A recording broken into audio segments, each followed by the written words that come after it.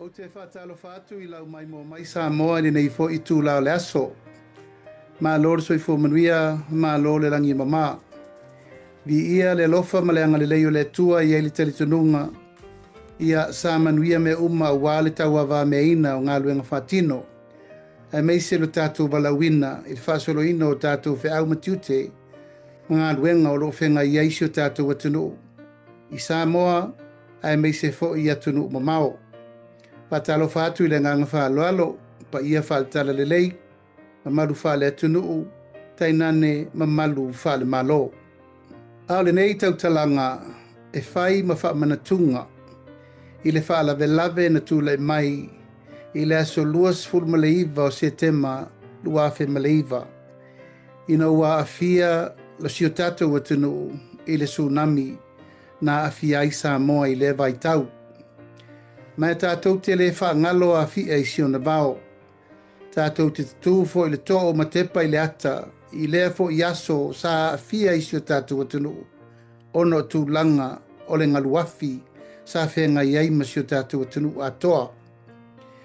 Tātou te mana tua pea, ma le nganga, loto ma walalo, ia ma le nganga wha mawhanawhana I lātou uma sa a fia o sio tātou atunu. O ta mā, o tina, o alo ma whanau, ai meise fo inisi o le mamalu o tangata anuu mai whafo, sa a fia le nei whaala lave isio tātou atanuu I le luafe maleiva. Eo I lava la ua tolu wha aso talu o na tūnai na nei I aso whapitoa. Ia e manatu e le whaangalo lo tātou manatua pea, o tātou mana tunatu ia I lātou na a fia le lātou soifua. Ona o mala whale nā tula. Tātou te mana tua pēr le nei whale lave mai lea tupulanga ma lea tupulanga aisea. Ona o se taimi mua le nei, wā a fia I Samoa I se whale lave matu ia whapēnei. O mana tuai, e vea le nei a vanoa e momoli atuai pēr, le whamaisenga, ia ma le whamawhanawhananga I a inga uma. O e sa a fia I le nei whaalawe lave mātu ia. Tātou te le whaangalo taimi o whaingatā. Tātou te le whaangalo fo I taimi o pōpō ngā, ma taimi o mawhitianga. Pei tai tātou te manatua pēr, aisea, ona e pēle ma mama e ia I tātou. Soifuanga ma so tino so toto so ano. Sa whenga I aisio tātou atunu atoa I le nei whawhitauli. I whamaumaunga ua tustusia I tala whaasoropito I tonu o pepa al tātou malo. E se lau whaas furu tolu e na mariliu. E lima tangata e le I maua o lātou tino.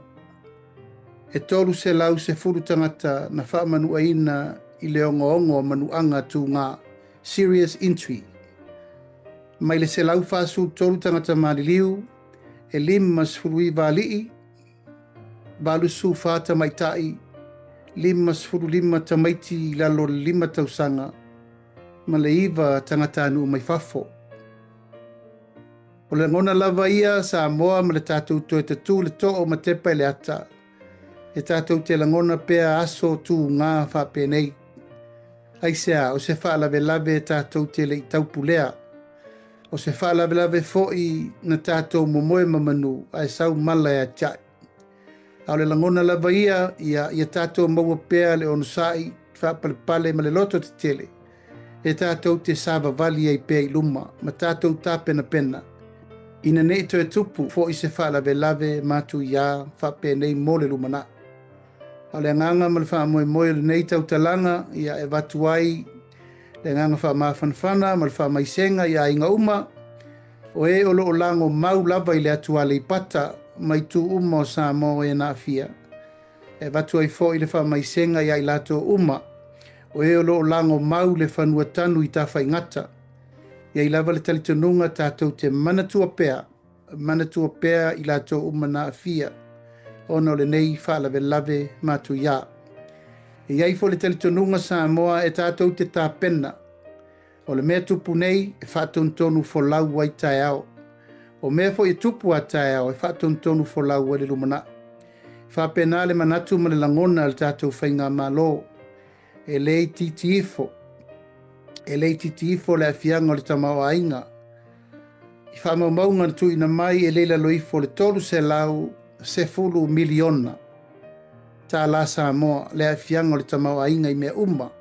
Na wha le angaina e le afia ai le soifua o tangata. Pe tusa le se lau lusu wha miliona tā la Amerika. Nona winga e tātou te momoe pēr mamanu ia e tātou te tā pena pēr inisi o taimi e tūlai me inwha fi tāuli wha pēnei. Telefoi ma no noa I tūlangu o tātou vai e swingo le tau. Ia ma wha fi tāuli ese o whetu leni mai le tātou vai tau ma le lalolangi.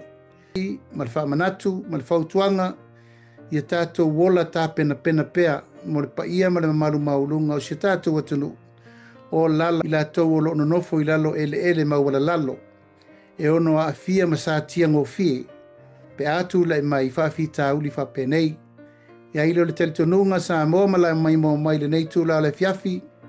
Mo le atuai le anganga whawhtai tele ma le onsai pēr whasolonga o le tātou ngā luenga. Tono si o tātou atunu. Sa mo nei, ai mai se fo I atunu ma mao.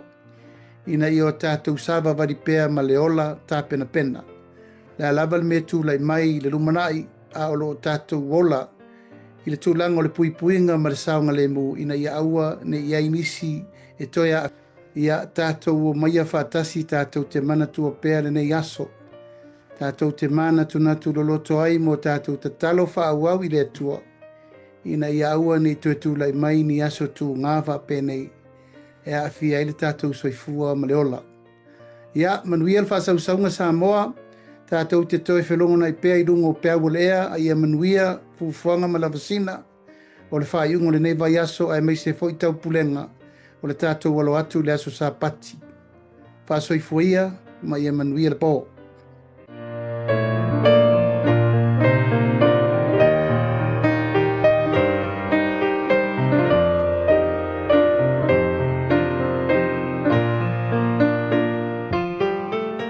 Samoa's natural waters are special. Something goes in there, comes out different. Natural Samoa water, the taste of nature in a bottle. Post-traumatic stress disorder is an anxiety disorder that can result from a traumatic event. Living with PTSD is challenging, but learning more about the condition might help you to ask questions and find the help you need. To learn more, visit our website at www.asalliance.co or call 684-699-0272. Skipper Tuna is the healthier choice for you. It's nutritious tuna flakes, packed in easy open cans. Get hooked on the great taste of Skipper Tuna today.